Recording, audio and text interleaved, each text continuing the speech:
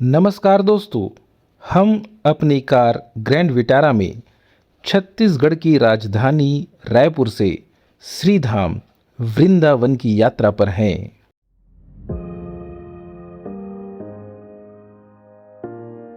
अप्रैल माह के दूसरे सप्ताह में लगभग 1200 किलोमीटर की इस यात्रा में रायपुर से पंडरिया होते हुए मध्य प्रदेश के डिंडोरी जिले से शाहपुरा उमरिया होते हुए रास्ते में अपना ढाबा में शाम की चाय और नाश्ते का आनंद लेने के बाद कटनी पहुंचकर एक होटल में रात्रि विश्राम किया।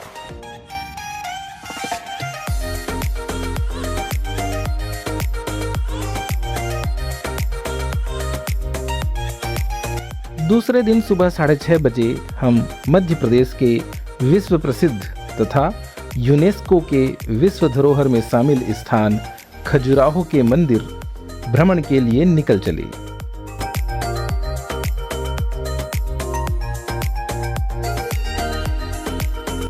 कटनी से खजुराहो की दूरी लगभग 170 किलोमीटर है।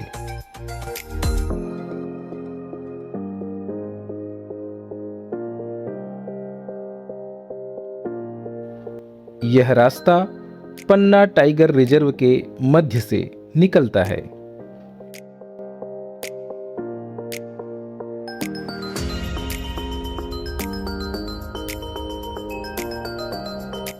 लगभग 140 किलोमीटर की यात्रा के बाद मुख्य मार्ग में ही पन्ना नेशनल पार्क के कोर क्षेत्र से गुजरते हुए सड़क किनारे एक साधारण सा नीले रंग के बोर्ड ने हमारा ध्यान खींचा, जिस पर लिखा था पांडव जलप्रपात एवं गुफाएं।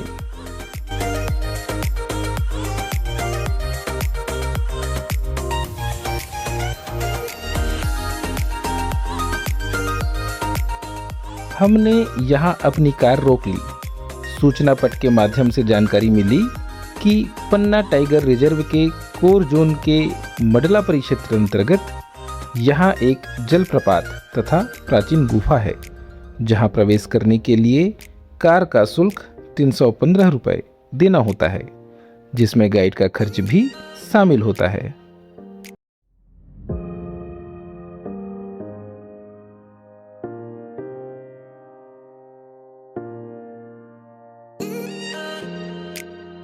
हमने टिकट लेकर अपनी कार को पन्ना टाइगर रिजर्व गेट के बैरियर के अंदर पांडव जलप्रपात की तरफ बढ़ा दिया।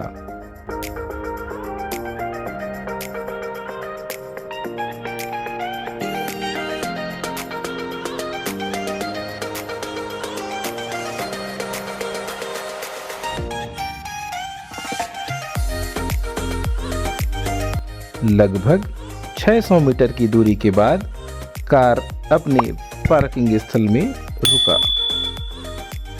पार्किंग स्थल में अमर शहीद चंद्रशेखर आजाद जी की प्रतिमा स्थापित है। यहीं से जब हम स्थल को सरसरी नजरों से निहार रहे थे, तभी एक गाइड ने हमारा ध्यान खींचते हुए अपना परिचय कराया। यदि आप कार से यहाँ आते हैं तो आपको गाइड की सुविधा मिलती है। ये हमारे फ्रीडम फाइटर चंद्रशेखर आज़ाद जी का बना हुआ है। पहले क्या है कि जब अंग्रेज़ों का शासन हुआ करता था तो ये हमारा पूरा एरिया काफ़ी पिछड़े राज्यों में से आता था, तो उन्होंने लोगों को यहाँ पे जागरूक करने के लिए इस जगह पे सीक्रेट मीटिंग की थी, और वो मीटिंग 4 सितंबर 1929 को हुई थी, जिसमें से 4 लोगों ने हिस्सा लिया था। इसीलिए स्टैचू इनकी याद पे यहाँ पे बना दिया गया। और ये जो पीछे आप जो वाइट वाला पेड़ देख रहे हैं, इसको बोलते हैं इंडियन घोस्ट ट्री। इसको इंडियन घोस्ट ट्री इसीलिए बोला जाता है क्योंकि मून लाइट में हल्का रिफ्लेक्ट करता है, चमकता है, इसीलिए इसको भूतिया पेड़ बोला जाता है। ये साल में 3 बार कलर चेंज करता है, वाइट, ब्राउन, ग्रीन। और इसको गम ट्री भी बोला जाता है, जो गोंद के लड्डू बनते हैं, तो इसमें कट लगाने के बाद 1 हफ्ते से 15 दिन बाद निकल आती है। हाँ, और बाकी इसका हिंदी नाम कुल्लू का पेड़ है। इसका जो साइंटिफिक बॉटनिकल नाम है वो स्टरकुलिया यूरेंस है।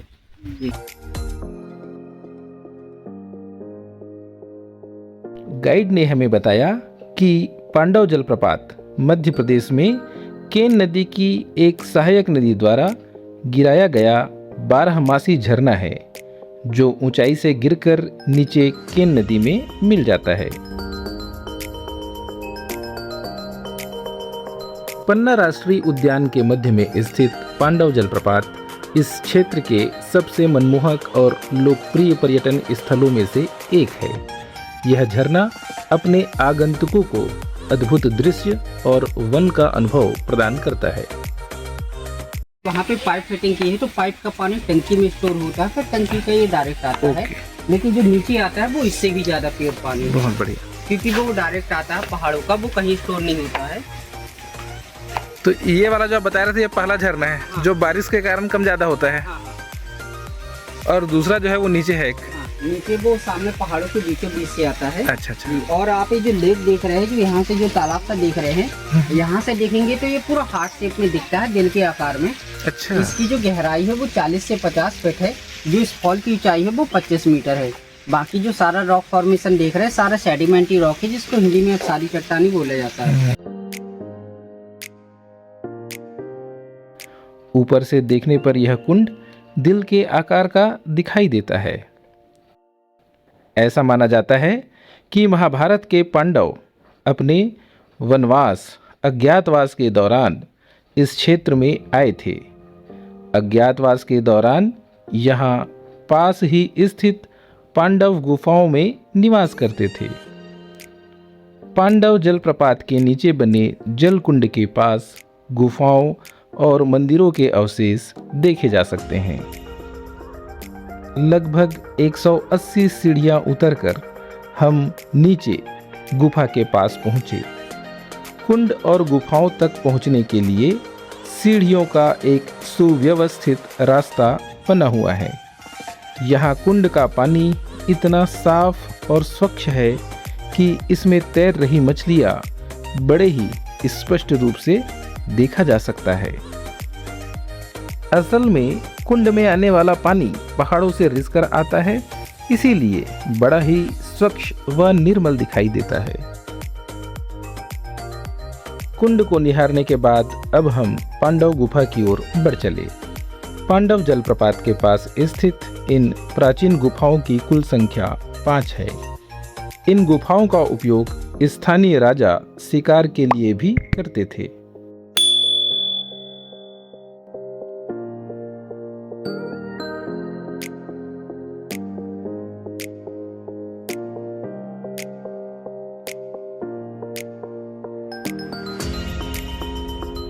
पांडव जलप्रपात की ऊंचाई लगभग 30 मीटर है, जो बहुत अधिक नहीं है, लेकिन झील की गहराई लगभग 100 फीट है।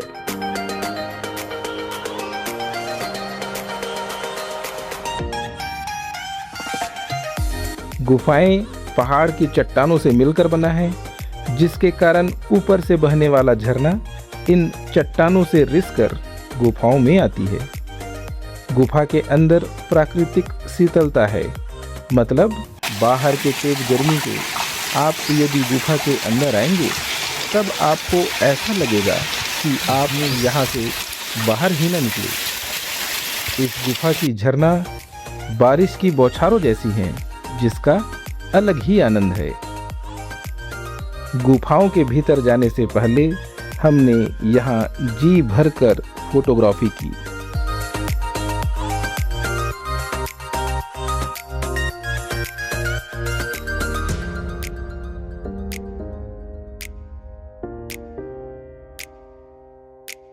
यह जलप्रपात मध्य प्रदेश के पन्ना जिले से मात्र 14 किलोमीटर और खजुराहो जिले से 34 किलोमीटर दूर स्थित है।